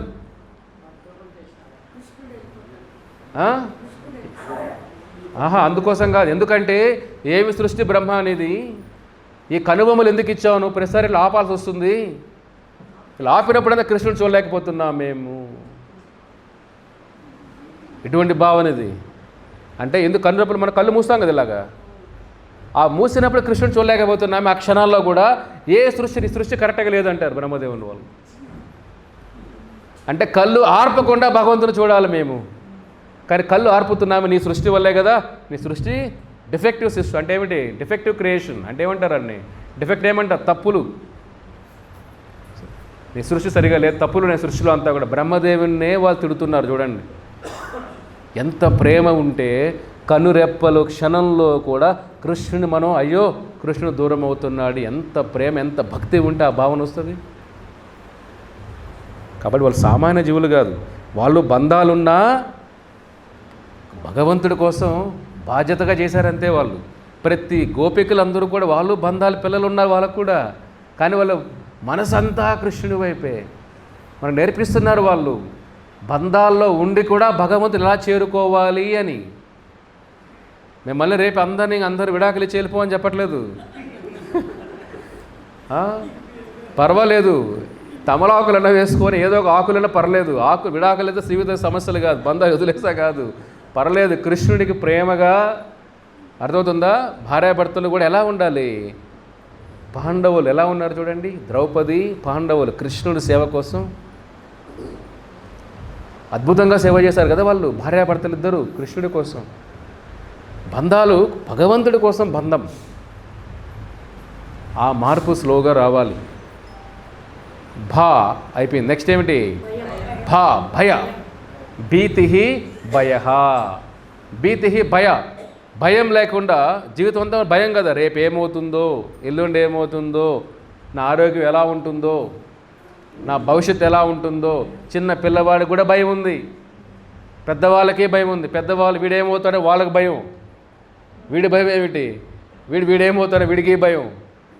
భవిష్యత్తు పైన భయం, అవునా కదా? భవిష్యత్తు సేఫ్టీ, సెక్యూరిటీ ఉండాలా కదా. భయం లేకుండా జీవుడు బతకలేడు ఇక్కడ. ప్రతి ఒక్కరికి భయం ఉంది, భయం ఉండాలి. భయం అంటే మనిషి సుఖాల శరీరం కోసం భయం ఉండకూడదు. అయ్యో కృష్ణుడు దూరం అయిపోతామేమో అని ఆ భయం ఉండాలి. అయ్యో ఏకాదశి ఇవాళ ఎక్కడ అన్నం తినేస్తామేమో ఆ భయం ఉండాల.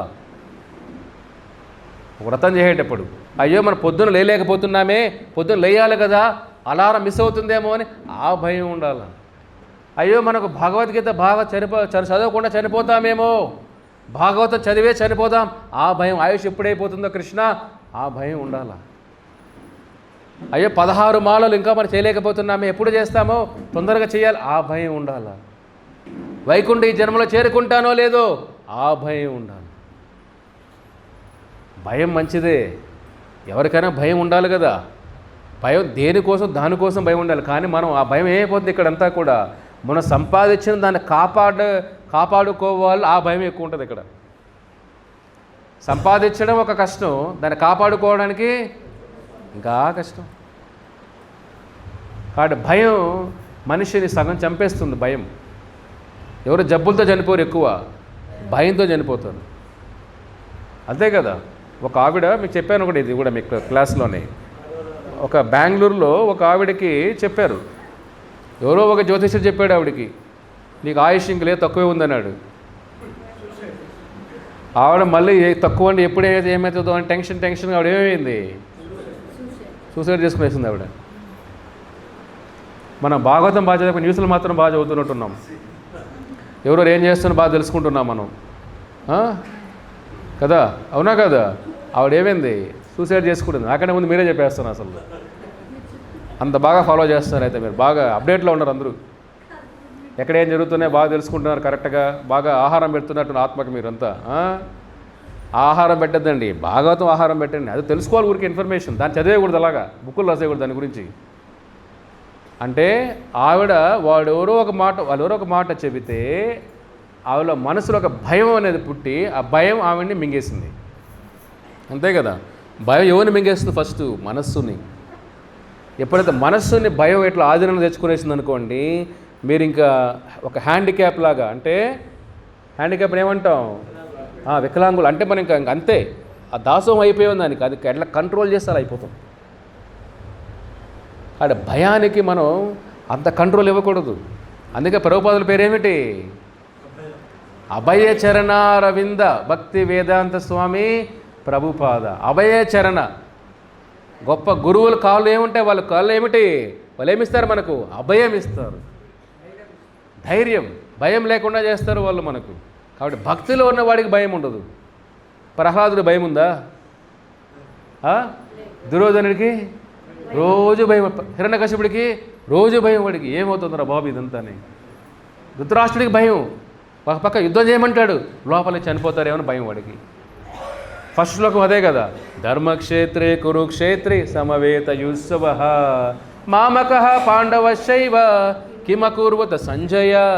సంజయ్ వాళ్ళు వెనక్కి వచ్చేస్తారు మళ్ళీ, మా వాళ్ళు వెనక్కి రాకూడదు మళ్ళీ. వాళ్ళు ఏం మాట్లాడతారు పాండవులతో, లోపలేమో ఏమిటి భయం, కానీ బయట యుద్ధం చేయాలని. లోపలంతా ధృతరాష్ట్రుడు నిద్రపోయేవాడు కాదు పాపం, దుర్యోధనుడికి నిద్రే లేదు. భయం ఉన్నవాడు నిద్రపోతాడా చెప్పండి మీరే. ఇప్పుడు ఇంట్లో దయ్యం ఉంది అనుకోండి, నిద్రపోతారా మీరు, రాత్రి నిద్రపోతారా? అట్లా మీరు ఉగ్రం వేరే ఆవిష్ట ఎన్ని చెప్పినా కూడా వస్తుందేమో, ఏం సౌండ్ వచ్చినా వచ్చేసి, అవునా కదా. కిటికీలు అలా సౌండ్ కొట్టినా కూడా అయిపోయింది, ఏదో కొడుతున్నారా బాబు, అవునా కదా. ఒకసారి మైండ్లో విత్తనం పడిపోయింది అనుకోండి, భయం అనే విత్తనం, ఇంకా అదే ఆలోచనలో ఉండిపోతాం మనం, అవునా. అదే భగవద్గీత భాగవతం హరే కృష్ణ మంత్రం చెప్పండి, నెక్స్ట్ స్టెప్ ఏమవుతుందో భయపడం. నెక్స్ట్ స్టెప్కే భయపడినవాడు దేనికి భయపడతాడు, ఆ భయం ఉండదు. ప్రహ్లాదుడికి భయమే లేదు కదా.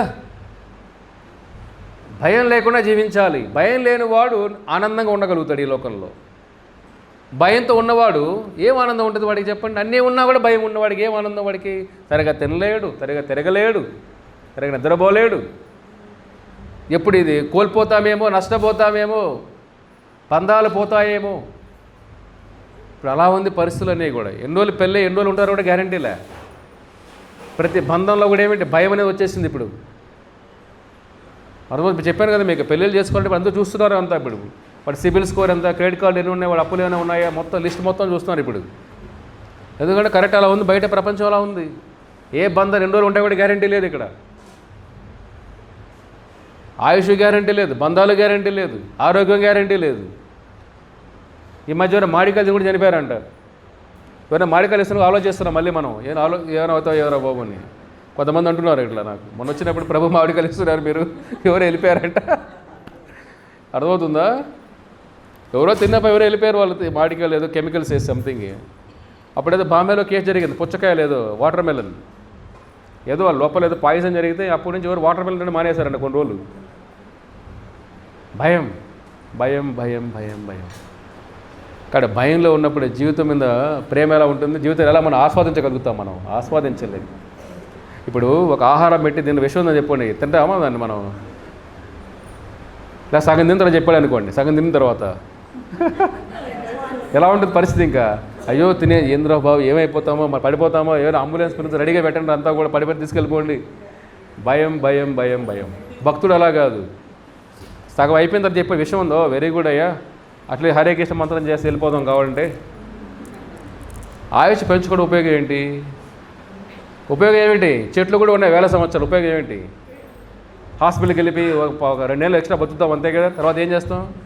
భక్తి లేనప్పుడు 1000 ఏళ్ళు బతికినా 1,00,000 ఏళ్ళు బతికినా ఉపయోగం లేని జీవితం అది.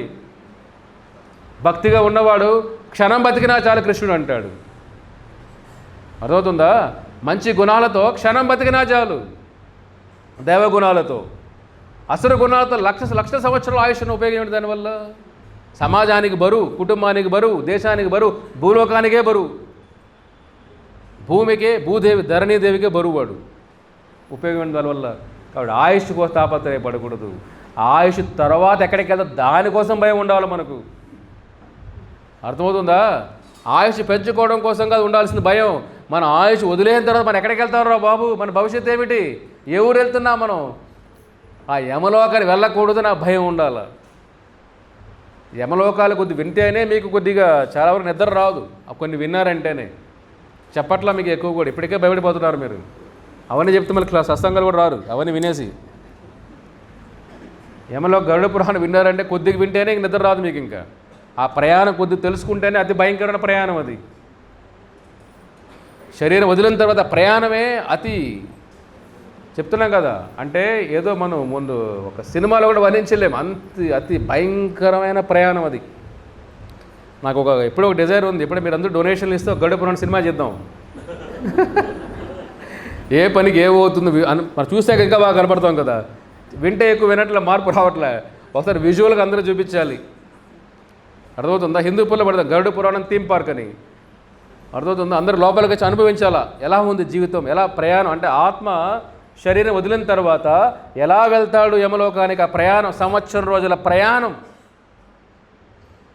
ఆ యమలోక ప్రయాణం తెలుసుకున్నాం అనుకోండి, అప్పుడు ఓ మార్పు రావాలి కదా. ఓ మన ప్రయాణం ఎలా ఉందో చనిపోతే. ఈ ప్రయాణం ఎంత భయంకరంగా ఉంటే యమలోకి ఎంత భయంకరంగా ఉంటుంది. అక్కడ శిక్షలు ఎంత భయంకరంగా ఉంటాయి. మధ్యలో దాటాల్సినవి వెళ్ళి ఉంటాయి. విరజ ఆ నదులన్నీ కూడా వైతరిని ఆ వైతరిని దాటి రావడం. అర్థమవుతుందా? అప్పుడేమవుతుంది? ఉన్న ఈ మానవ తప్పులే చేయం, తప్పులే భయం రావాలా. ఒకరు మోసం చేయాలంటే భయం రావాలా. మనది కానిది మనం తాకాలంటే భయం రావు. ఆ భయం వచ్చినప్పుడు సమాజంలో అందరూ జాగ్రత్తగా ఉంటారు కదా. సమాజంలో భయం లేదు ఇప్పుడు. అందుకే ఎవరు కూడా అందరూ ఏం చేస్తున్నారు? మనసుకు నచ్చేది చేసేస్తున్నారు. ఇదే జ్ఞానం ఉన్నవాడు సాధువు అంటే ఏమిటి? ఈ జ్ఞానం ఉంటుంది కాబట్టే తప్పులు చేయరు, చేయని భయపడతారు సాధువులు. వద్దు మనం చేయకూడదు, ఇది అంటరానిది, ఇది. ఆ భయం రావాలి కదా.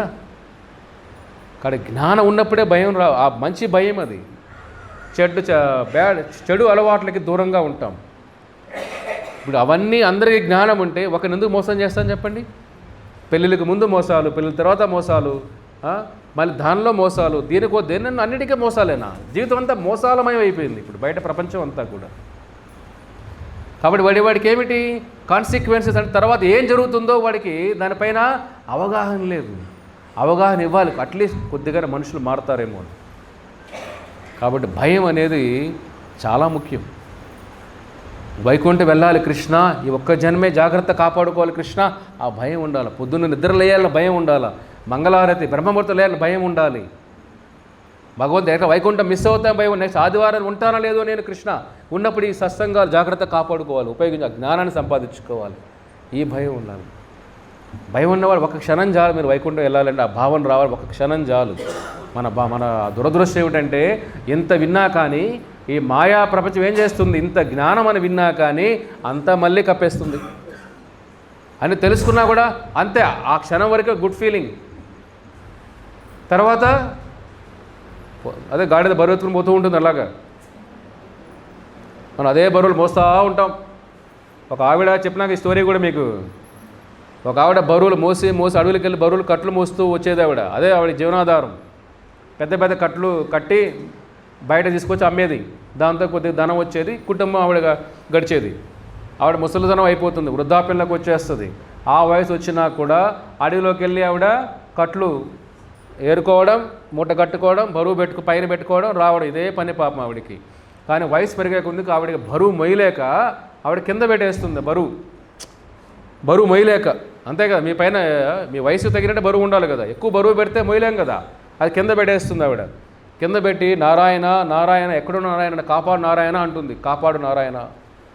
పాపం ఆవిడ బాధలు చూసి నారాయణుడే వచ్చేస్తాడు.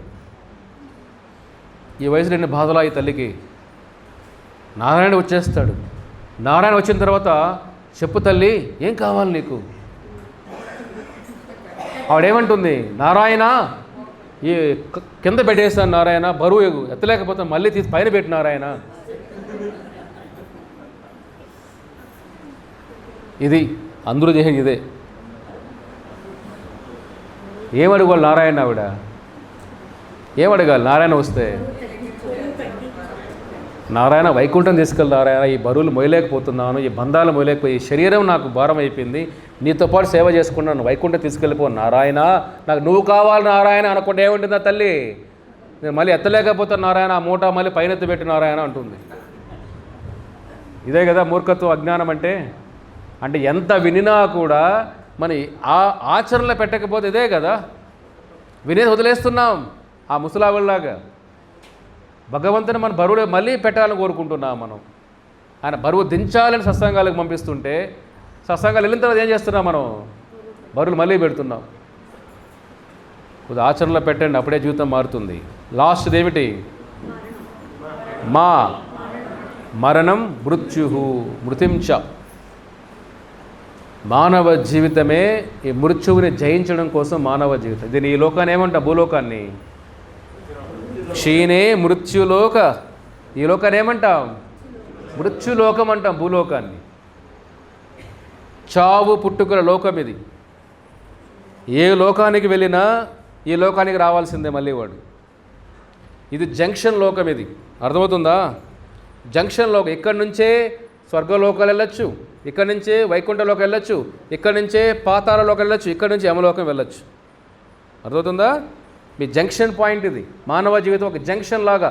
ఎటైనా వెళ్ళొచ్చు మనం. మోక్షాన్ని పొందొచ్చు, యమలోకాన్ని పొందొచ్చు, స్వర్గాన్ని పొందొచ్చు, నరకాన్ని పొందొచ్చు, వైకుంఠాన్ని పొందొచ్చు. కాబట్టి జంక్షన్ లోకం ఇది. కాబట్టి మృత్యులోకం.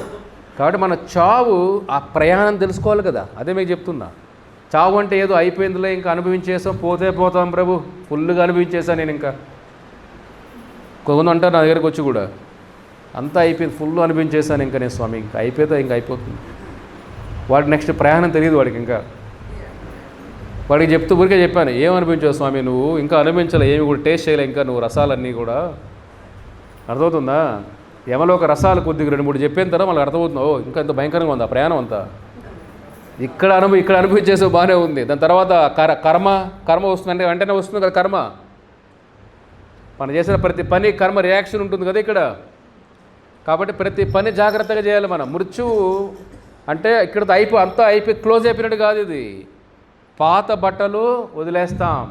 కృష్ణుడు గీతలు అంటాడు, 2వ అధ్యాయం అంటారు, శ్లోకం ఏమిటి? దేహినోషం యదా దేహే కౌమారం యవ్వనం జరా తదా దేహాంతర ప్రాప్తి ధీరస్తత్ర న ముహ్యతి. దేహినోషం యదా దేహే. అర్జున, ఈ దేహం ఏమిటి? ఈరోజు ఈ శరీరంలో ఉంది కౌమారం, యవ్వనం, మళ్ళీ ముసలితనం వెళ్తాం, జరా ముసలితనంలోకి వెళ్తుంది. మళ్ళీ శరీరం ఇలాగా ఒక పాడు వదిలేసిన బట్టల్లాగా అంతే. ఇవి ఇవాళ ఈరోజు ఉంది, రేపు వదిలేస్తాం. కాబట్టి దాని లోపల ఉన్న వాడి గురించి ఆలోచించు అర్జున, శరీరం గురించి ఆలోచించేది ఎక్కువ. కాబట్టి మన ప్రయాణం మనకు తెలియదు కదా. మృత్యు అంటే మన ప్రయాణం మనం తెలుసుకోవడం. ఆ ప్రయాణమే తెలియకుండా బస్సు ఎక్కేస్తున్నాం మనం. అది అందరూ అనేది అంతే కదా, చనిపోయినా పర్లేదు ప్రభు, ఎక్కడికి వెళ్తావు అడిగా నేను, ఎక్కడికి వెళ్తావు చనిపోతే? బస్సు ఎక్కేస్తాడు, కండక్టర్ అడుగుతాడు ఎక్కడికి వెళ్తావు, ఎక్కడ పోతే అక్కడ అంటారా మీరు? అట్లా ఒక ట్రైన్ ఎక్కేశారు అనుకోండి, ఎక్కడికి పోతాను, ఎక్కడ పోతే అక్కడ. ట్రైన్ ఎక్కడో నాకు తెలుసు, ఎక్కడ పోతానో నాకు తెలియదు. మనుషులు నవ్వుతారు కదా మీరు, ఏంట్రా ట్రైన్ ఎక్కేశారంటాడు, ఎక్కడ పోతే తెలియదు అంటాడు. ఆ ట్రైన్ ఎక్కడ పోతుంది అది కూడా నాకు తెలియదు. ట్రైన్ పోతుంది, నేను ఎక్కేస్తాను అంతే. ఎలా ఉంటుంది ఆ ప్రయాణం? మూర్ఖత్వమైన ప్రయాణం కదా అది. ఎక్కడ గమ్యం లేని ప్రయాణం. ఆ ట్రైన్ ఎక్కడికి పోతుందో తెలియదు, వీడు ఎక్కడికి పోతున్నాడో తెలియదు. ట్రైన్ ఎక్కడ మాత్రం తెలుసు నాకు, అది నేను ఎక్కలేదు, వాళ్ళు ఎవరు ఎక్కించేశారు. ఎవరు కావాలని చనిపోవట్లే కదా. మృత్యు వచ్చినప్పుడు వదిలేస్తున్నాం. అది ఎక్కడికి వెళ్తున్నా ప్రయాణమే తెలియట్లేదే. ఎక్కడికి వెళ్తున్నామో తెలియదు, ఎలా వెళ్తున్నామో తెలియదు, ఏ లోకానికి వెళ్తున్నామో తెలియదు, మన కర్మలని మన వైపు తోడు ఎలా వస్తాయో తెలియదు. అక్కడ వచ్చిన తర్వాత మళ్ళీ ఈ ప్రపంచం ఏమిటి, ఇవంతా ఏమీ తెలియకుండా మనం చనిపోతున్నాం. కాబట్టి జంతువులు చనిపోతే ఇంక ఉన్నతమైన శరీరం వస్తుంది వాటికి.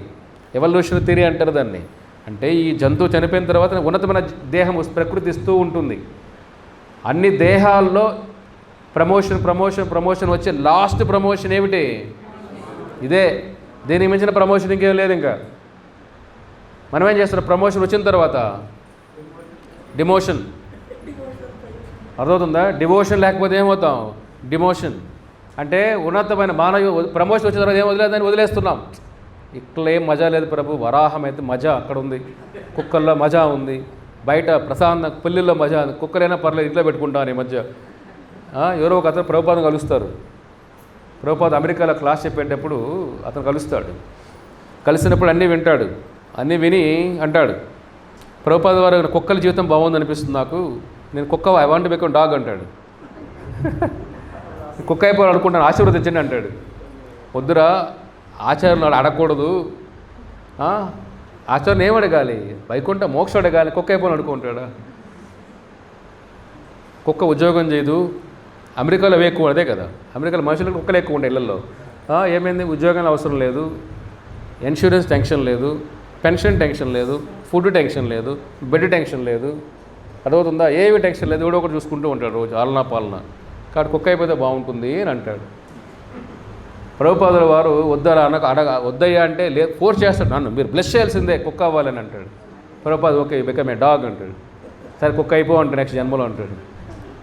చూడండి మనుషులు ఎంత అజ్ఞానం చూడండి. వాడు కుక్కలో ఉన్న కంఫర్ట్ చూశాడు కానీ మానవ జీవితాన్ని వాడుకొని వైకుంఠం వెళ్దామనే జ్ఞానం వాడికి కలగల. అర్థమవుతుందా? ఇదే మూర్ఖత్వం అంటే ఇదే. మృత్యువు అంటే మనం ఎలా చనిపోతానో భయం కాదు. ఇప్పుడు చనిపోవడానికి భయపడకూడదు. భయం ఎవరు పడతారు చెప్పండి? జ్ఞానం లేనివాడు భయపడతాడు. అంతే, ఇది అయిపోయిందా, ఈ బంధాలు ఇంతేనా, ఇవన్నీ అయిపోయిందా, చాప్టర్ క్లోజ్. ఇక్కడ చెప్పినా కదా, ప్రభుపాద చెప్తాడు, ఆచార్యులు చెప్తారు కూడా. మృత్యు అంటే ఏమిటి? ఒక పులిబిడ్డ తీసుకెళ్తూ ఉంటుంది నోట్లో పెట్టుకొని ఇలాగా. ఆ పులిబిడ్డకి భయం ఉంటుందా? పులి నోట్లో పులిబిడ్డకి. అదే పులి నోట్లో కుందేలు ఉందనుకోండి, కుందేలు పరిస్థితి ఏమిటి? ఎక్కడ నమిలేస్తుందే, తినేస్తుందే, ఆ భయం ఉంటుంది కదా. అదే పులిబిడ్డకి మా అమ్మ తీసుకెళ్తా ఉంది, పులి ధైర్యంగా వెళ్తుంది కదా. పులిబిడ్డకి టెన్షన్ పడుతుందా? కంఫర్ట్గా హ్యాపీగా ఉంటుంది అలాగా. అదే కుందేలు భయంతో చనిపోతాం, ఇంక అయిపోయింది అని భయంలో ఉంటుంది. అవునా కదా? మృత్యువు కూడా అలాగే. ఈ హరిభక్తి చెప్పినాం కదా, హరి వాసుదేవ పరాయణ. ఆ వాసుదేవుడు ఆయనకి పరాయణ, ఆయన శరణాగతి అయిన భక్తుడికి మృత్యు ఏమిటి? అహం మృత్యు. కృష్ణుడు అంటాడు గీతలో, అహం మృత్యువే నేను అర్జున. భక్తుడు మృత్యువులు ఎవరిని చూస్తాడు? కృష్ణుడిని చూస్తాడు. ఒక పులిబిడ్డ పులిని చూసినట్టు భక్తుడు మృత్యు సమయంలో కృష్ణుడిని చూస్తాడు. ఆయన కృష్ణుడు చూసిన భయం ఉంటుందా? భయం లేదు. అదే అభక్తుడు అంటే ఆధ్యాత్మిక జీవితం లేకుండా సుఖాలతోనే బతికే జీవుడు మృత్యు సమయంలో ఎవరు చూస్తాడు?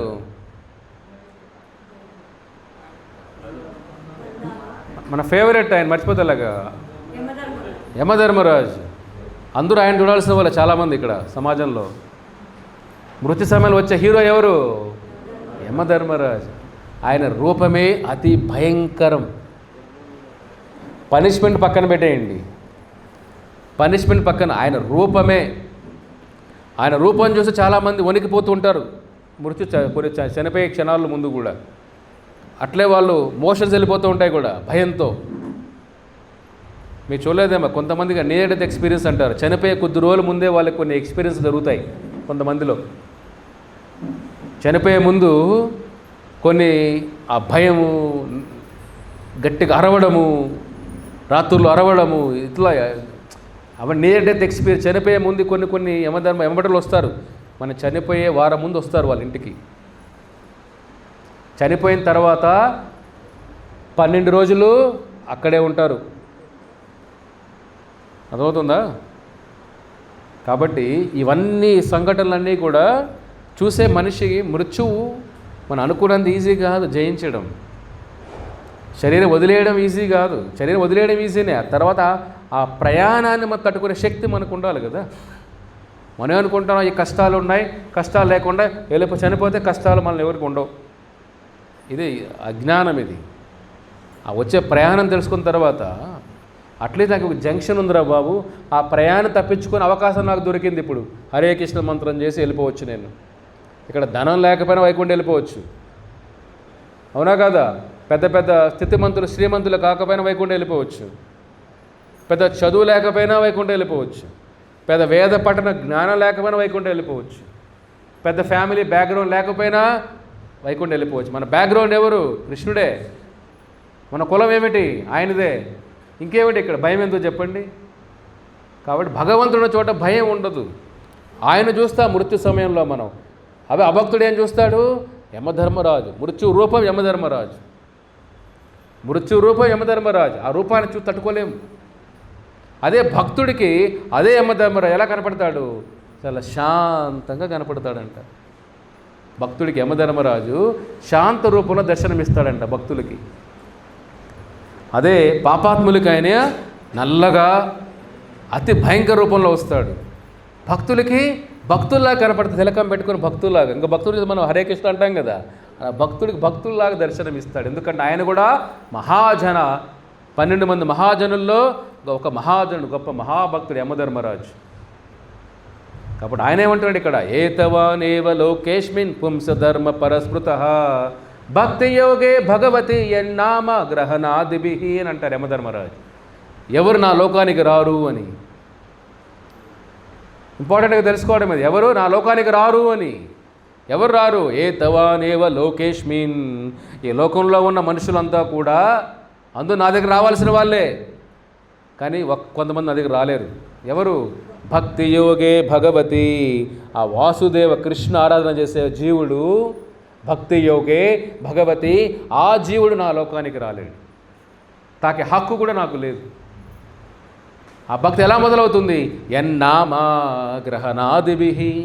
ఆ భక్తి ఎలా మొదలవుతుంది? వాసుదేవ భక్తి ఆయన నామంతో మొదలవుతుంది. అంటే హరే కృష్ణ కృష్ణ కృష్ణ హరే హరే, హరే రామ రామ రామ హరే హరే.